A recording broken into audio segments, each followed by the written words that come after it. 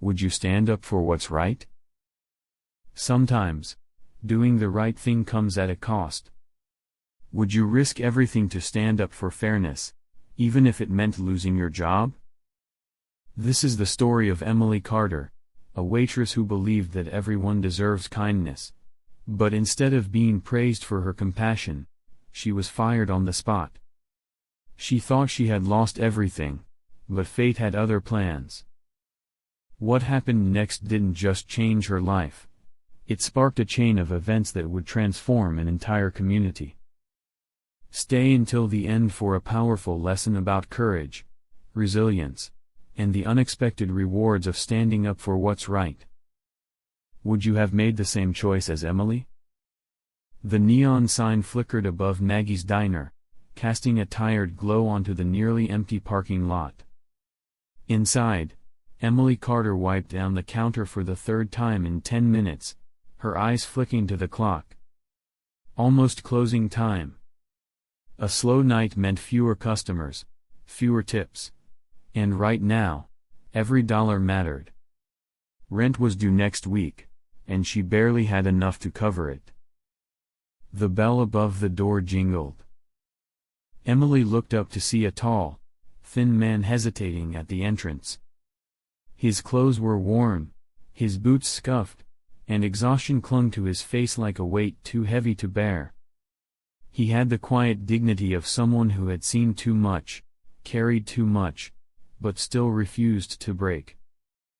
He stepped forward cautiously, stopping at the counter before pulling out a few crumpled bills from his pocket. "Excuse me, miss," he said, his voice rough but polite. "What can I get for $5? Emily glanced at the menu board. The cheapest meal was at least $8. $5 wouldn't get him much. She hesitated. She should have just pointed to the cheapest item, taken the money, and moved on. But something in his tired eyes made her decision for her. "You're in luck," she said with a warm smile. "We've got a special tonight. One full meal for $5. His eyes flickered with surprise, as if he wasn't used to kindness.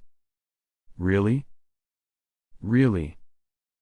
Before he could argue, she placed the order. A few minutes later, she set a steaming plate of food in front of him. For a moment, he just stared at it. Then, with quiet gratitude, he murmured, "You didn't have to do this." Emily just shrugged. Everyone deserves a warm meal. The man had barely picked up his fork when a sharp voice cut through the diner. "Emily, what the hell do you think you're doing?" She flinched at the sound of Jack Donovan, the diner's manager, stomping toward her. His expression was a mix of irritation and suspicion, eyes narrowing as he glanced between her and the steaming plate of food in front of the man. "I paid for it myself," Emily said, forcing her voice to stay calm. Jack scoffed. "We're not a charity. If you want to feed bums, do it somewhere else." Emily's hands clenched into fists. "Bum?" She looked at the man, who remained quiet, his hands resting on his lap. He didn't argue, didn't defend himself, like he had heard this too many times before. "He's a veteran," Emily said through gritted teeth. Jack rolled his eyes. "Not my problem." Then, to her horror, he grabbed the plate off the counter and tossed it straight into the trash. The diner fell silent. The scent of freshly cooked food was still in the air, now wasted among crumpled napkins and coffee grounds. Emily's breath caught. She turned to the man, heart sinking at the quiet resignation in his eyes. He didn't lash out. He just sat there, accustomed to being discarded just as easily as that meal. Jack dusted his hands off like he had just taken out the trash. "Now, get back to work." Emily's blood boiled. "You're a disgrace," she spat. Jack smirked. And you're unemployed. For a moment, Emily thought she had misheard. But then she saw the way he stood. Arms crossed, smirk widening. "You're firing me?" she asked, voice barely above a whisper. Jack nodded. "That's right. Grab your things and get out." Emily scanned the room, hoping someone, anyone, would speak up. But the other employees kept their heads down. The few customers who remained whispered among themselves but said nothing. The veteran slowly stood, his gaze locking on Jack's. "You didn't have to do that," he said quietly. Jack snorted. "I don't owe you anything, old man." The veteran didn't flinch. He simply nodded once, then turned to Emily. "Thank you for your kindness," he said. Emily forced a small smile. "I wish I could have done more." "You already did more than most." And with that, he walked out the door. Emily turned back to Jack, fire burning in her chest. "You're going to regret this." Jack let out a dry laugh. "Doubt it." But what neither of them knew was that within 24 hours, everything would change. Emily barely slept that night. She had spent the past 2 years working at Maggie's diner, scraping by, saving every penny. Now, with no job, no backup plan, and rent due in a week, she had no idea what she was going to do. By morning, she had no choice but to start job hunting. She spent hours walking into local businesses, filling out applications, hearing the same responses over and over. "Sorry, we're not hiring." By noon, she found herself near Maggie's diner again, standing across the street. She had no reason to go inside, but something made her linger. It looked exactly the same, as if nothing had happened. Then, a deep rumbling noise filled the air. Emily turned toward the sound. A military convoy. Jeeps. Armored vehicles. They rolled down the main road in formation, something their small town had rarely seen. Pedestrians stopped in their tracks, heads turning as the convoy slowed, then came to a stop, right in front of Maggie's diner. Emily's stomach twisted. Inside the diner, Jack had been going about his day as usual. He had no regrets about firing Emily. If anything, he felt relieved. Employees were replaceable. Then, the bell above the door jingled. Jack turned, expecting another customer. Instead, a tall man in a decorated military uniform stepped inside. His presence commanded attention. The air in the diner shifted. Behind him, a dozen Marines marched in, their combat boots striking the floor in perfect unison. The entire diner fell silent. Jack blinked. Can I help you?" The officer's sharp eyes scanned the room. "We're looking for Emily Carter." Jack's smirk faltered. He hesitated. "She doesn't work here anymore."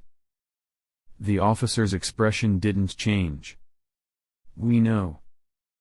Before Jack could ask anything else, the diner door opened again.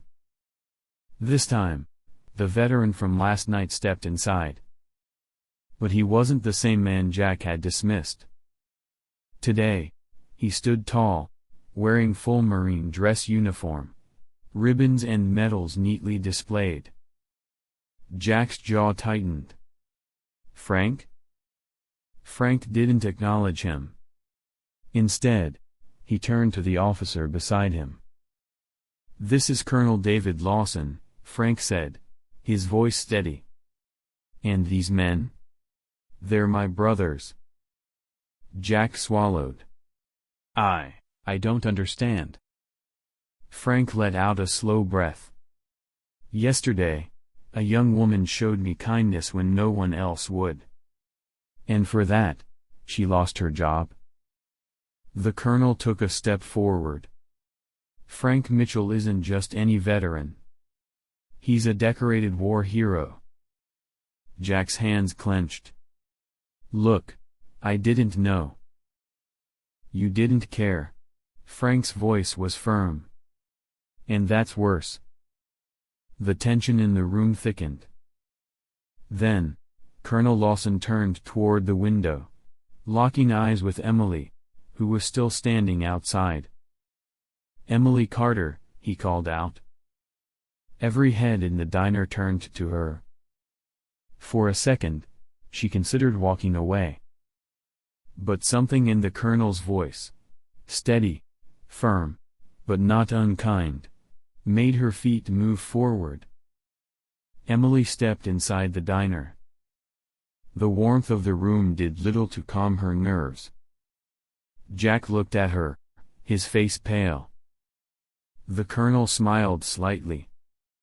"Miss Carter, we heard about what happened yesterday. More importantly, we heard about what you did for Frank." Emily glanced at Frank, who gave her a small nod. The colonel continued. "We need people like you. People who do the right thing, even when there's no reward." He reached into his coat pocket and held out a business card. "We'd like to offer you a job." Emily's breath caught. "A job?" "Not in the military," the colonel clarified.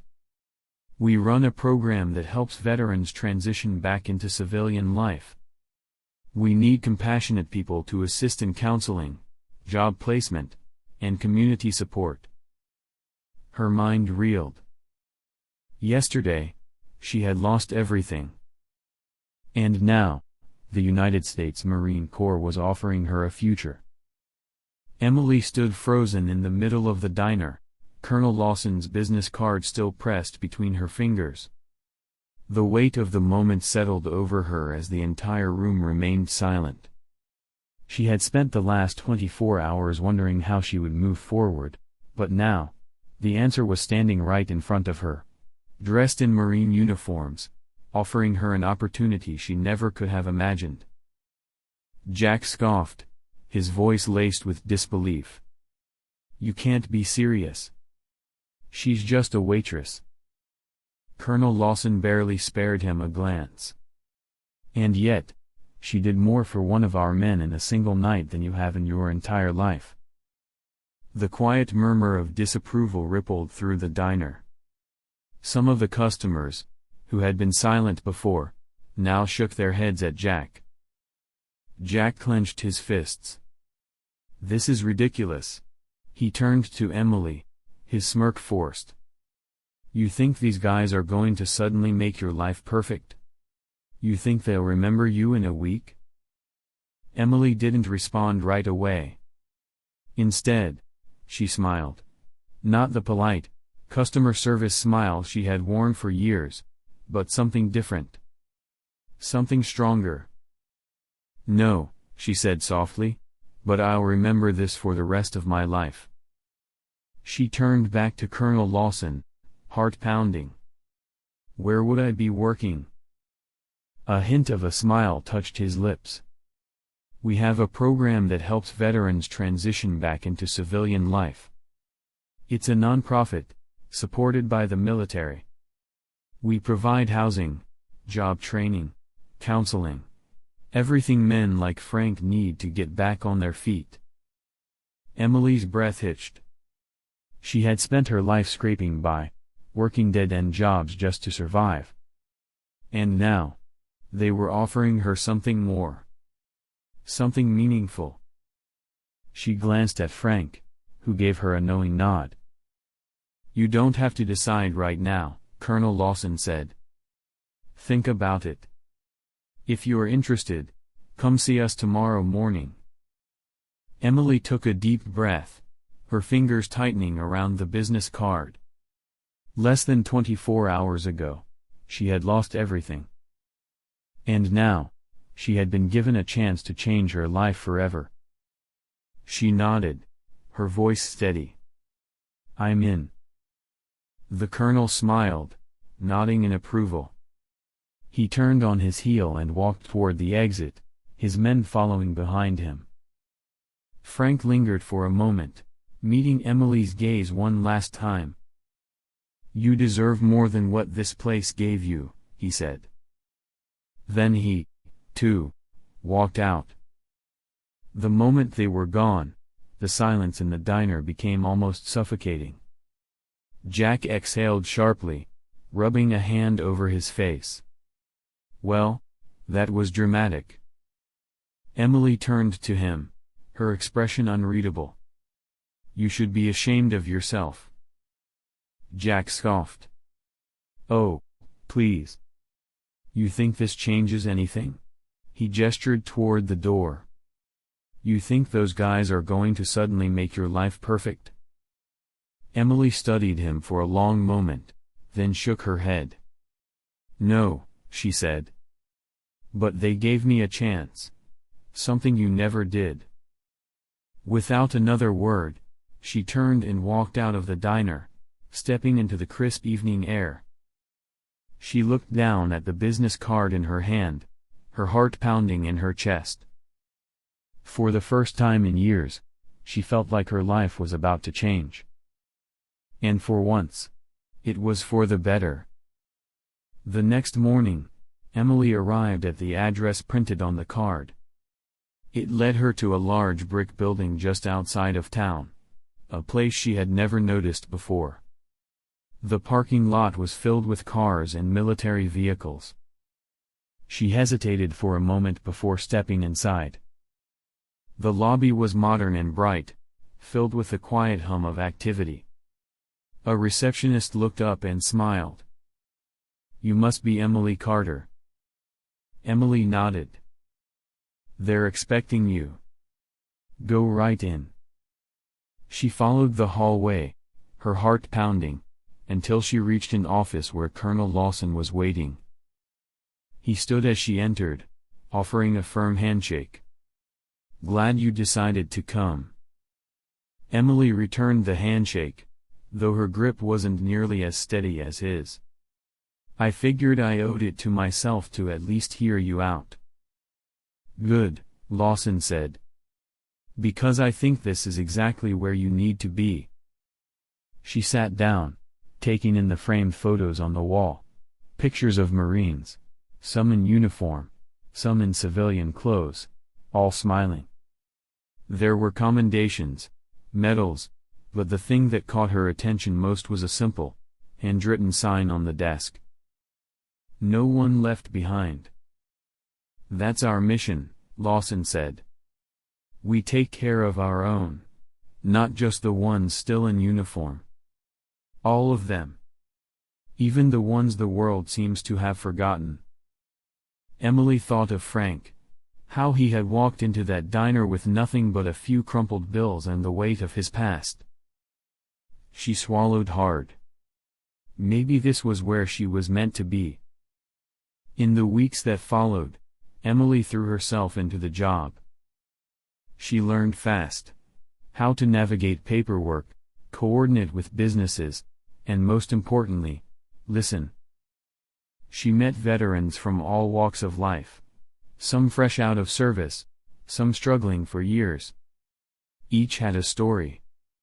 Each had battles they were still fighting. And for the first time, Emily felt like she was truly making a difference.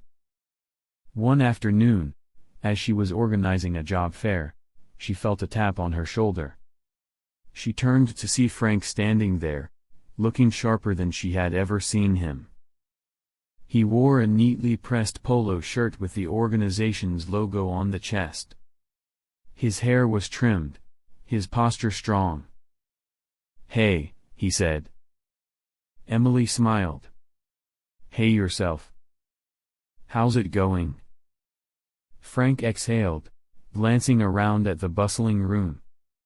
"It's strange," he admitted. "For years, I thought my life was over. That no one cared. And then you came along. And proved me wrong. Emily swallowed hard. I just did what anyone should do. Frank shook his head. Maybe. But you were the only one who did. Emily didn't know how to respond. Instead, she simply reached out and squeezed his hand. Later that evening, as Emily locked up the office, she stepped outside and looked at the sky. The last rays of sunlight stretched across the horizon, painting the town in deep oranges and purples. This town, the one she had always thought of as just a stopping point in her life, was now something more. A second chance. A new beginning. She pulled her phone from her pocket and scrolled to Colonel Lawson's contact. After a moment, she typed a message. Thank you for believing in me. A reply came almost instantly. We don't leave good people behind. Emily smiled, slipping her phone back into her pocket. She had spent years thinking she was just another face in the crowd, just another struggling worker trying to get by. Now, she was part of something bigger. And for the first time in a long time, she felt like she truly belonged. We want to hear from you. What would you have done in Emily's position? Would you have risked everything to stand up for what's right? What does true kindness and integrity mean to you? Let us know in the comments below. Have you ever witnessed an act of compassion or courage that changed everything? Share your story. Your words might inspire someone today. And if this story moved you, don't forget to like and subscribe for more powerful stories about resilience, justice, and the impact of doing the right thing. Hit that bell icon, so you never miss an inspiring tale of standing up, pushing forward, and making the world a better place. One act of kindness at a time. Because in the end, kindness isn't just a choice. It's what makes us truly human.